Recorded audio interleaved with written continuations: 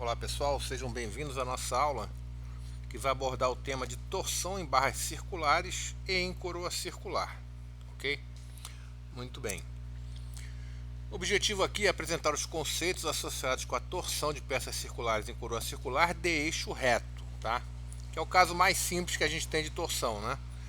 Apresentar as tensões geradas na torção dessas peças, né? Circulares em coroa circular com eixo reto, e apresentar as deformações na torção para esses tipos de peça. Ok? Muito bem. Uma característica dessas peças circulares em coroa circular na torção é que elas não apresentam empenamento, né? Ou seja, os pontos pertencentes às seções permanecem no plano original, tá? Ou seja, a seção mantém a sua geometria original, a seção transversal, diferentemente do que acontece quando se aplica uma torção numa peça retangular, por exemplo, né? Em que pontos inicialmente naquele plano transversal, alguns se deslocam para trás e outros para frente, há um empenamento da peça, né?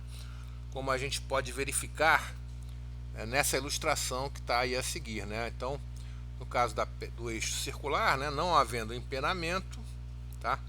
E no caso do eixo retangular, havendo um empenamento, ou seja, pontos saindo do plano original, ok?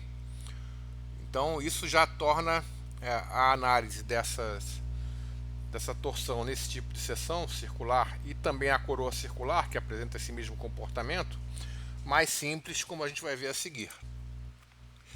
Quando a gente aplicar uma torção, né, a direção das tensões, imaginando aqui que a gente tivesse uma torção, um momento torsor positivo saindo, o vetor de torção saindo do plano que vocês estão olhando essa figura, né?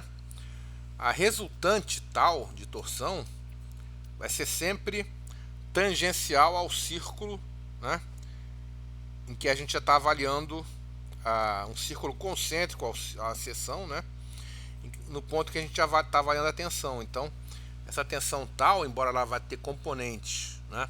Tal XY e tal XZ nesse caso, já que será um plano X, né?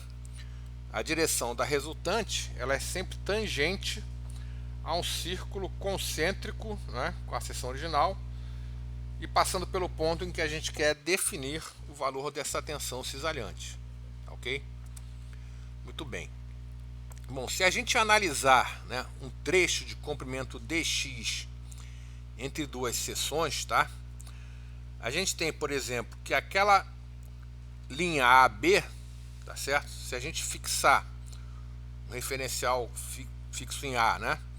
Ele vai observar o ponto B se deslocando para aquela nova posição da linha tracejada. Então, se a gente de novo considerar, né, que essa seção está sendo rotacionada para a esquerda, tá certo, né, de uma variação dθ, a gente vai ter essa variação dθ no plano da seção, né, e uma variação de um ângulo gama ao longo do eixo longitudinal dx, com o ponto B mudando de posição, tá? Gama, a gente lembra, né, que a distorção é a variação do ângulo inicialmente reto entre duas direções, tá certo? Então aquele eixo, né, com um outro eixo ortogonal a ele passa a ter essa variação gama do ângulo entre eles, o ângulo que inicialmente reto entre as duas direções, né? E ali, por simples geometria, a gente tem que aquele arco formado entre as posições iniciais e finais do ponto B, ele pode ser aproximado ou como sendo igual a gama dx, se a gente considerar aquele lá de cima como um arco de círculo, né? Ou como ρ dθ, no próprio plano da seção. O que nos levaria a dizer que gama será igual a ρ dθ dx, né? Ou seja, ρ vezes a variação de θ em relação a x. Muito bem.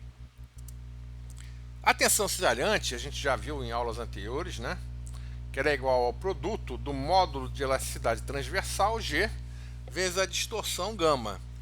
Então, tal será igual a G vezes ρ dθ dx, que foi a expressão que a gente obteve anteriormente para gama, tá certo? A tensão, a torção, né, o torsor resultante, aplicado na seção T, ele vai ser a soma dos momentos torsores elementares que estão atuando na seção, né? Então, em cada elemento de área dA terá uma tensão tal, que vai gerar uma força tal dA. Essa força tal dA vai gerar um momento em relação ao centro da circunferência de tal dA vezes ρ, tá certo? E a integral dessa expressão dos momentos elementares me dá o momento resultante T. Então, T será a integral ao longo da área de tal ρ dA. Mas o tal é g ρ d θ dx, né? Então, como g d θ dx não depende da área, a gente pode colocar para fora do sinal de integral e me sobra ali a integral ao longo da área de ρ ao quadrado dA.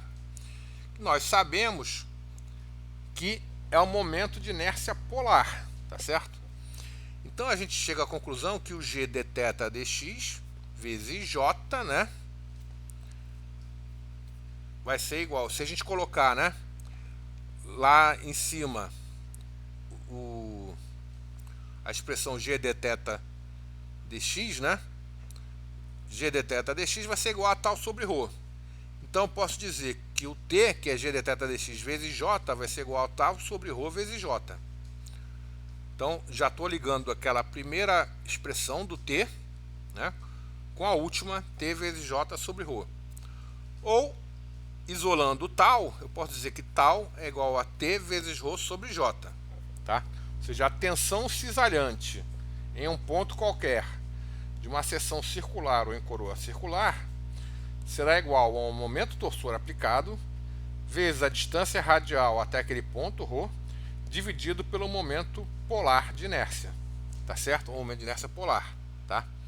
A gente repara que é uma semelhança, né, dessa expressão com a expressão das tensões devido ao momento fretor. Só que na tensão devido ao momento fretor a gente tinha sigma, que era uma tensão, agora nós temos tal. Era igual a m, que era o momento fretor, agora nós temos t, que é o momento torsor, vezes y, que era uma direção vertical ao centro de gravidade, agora nós temos ρ, que é a direção radial ao centro da peça, dividido, antes era por i, que era a inércia em relação ao eixo de flexão, e agora j, que é o momento polar de inércia, tá certo? Então a gente repara que, apesar de serem fenômenos bem diferentes, né, a natureza das suas expressões é muito semelhante, tá? Ou seja, tal igual a t ρ sobre j, t vezes ρ sobre j, assim como tínhamos sigma igual a my sobre i, ok? Lembrando que para seções circulares, né, o j é π vezes r a quarta sobre 2, ou se a gente colocar em função do diâmetro, né, π d a quarta sobre 32. E no caso de seções em coroa circular, a gente tem que subtrair, né, a parte vazada da inércia. Então, seria π vezes o raio externo à quarta menos o raio interno à quarta sobre 2, ou π vezes o diâmetro externo à quarta menos o diâmetro interno à quarta sobre 32 para seções em coroa circular, tá certo? Muito bem. Bom, se a gente quiser calcular a rotação relativa, né, ou seja, quanto que uma seção rotacionou em relação à outra, né, a gente tem aquela expressão que o g d θ dx vezes j é igual a tal vezes j sobre ρ, ou eu posso dizer, né, que o g d θ dx nada mais é que o t, né, tá certo? Se a gente tinha que o tal era t vezes ρ sobre j, então o t é t vezes j sobre ρ, né?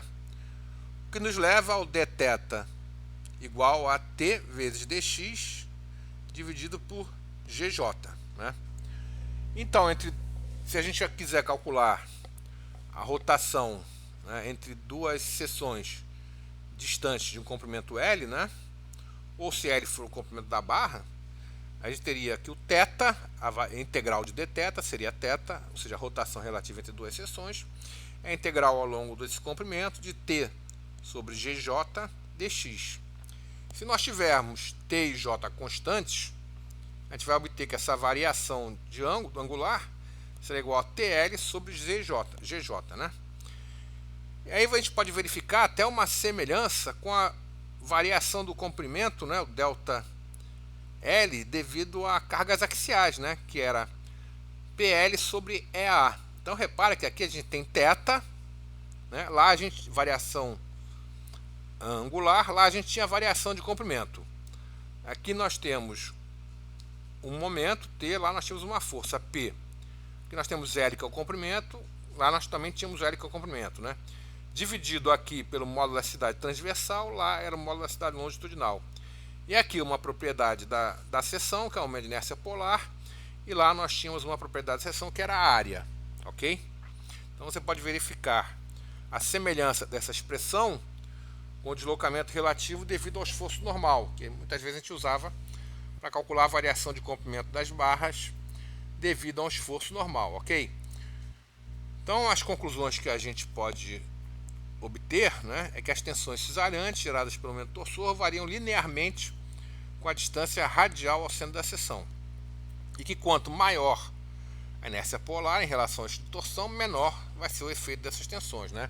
Então elas vão crescer, né, vão ser nulas no centro da seção e máximas, né, no contorno da seção. Lembrando que elas sempre agem, tem a direção tangente ao círculo concêntrico da seção, né? Ok? Com isso a gente encerra essa nossa primeira aula sobre tensões devido à torção em barras circulares ou de seção em coroa circular.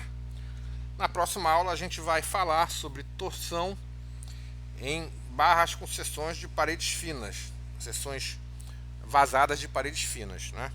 Fico à disposição de vocês para eventuais dúvidas, tá? E nos vemos na próxima.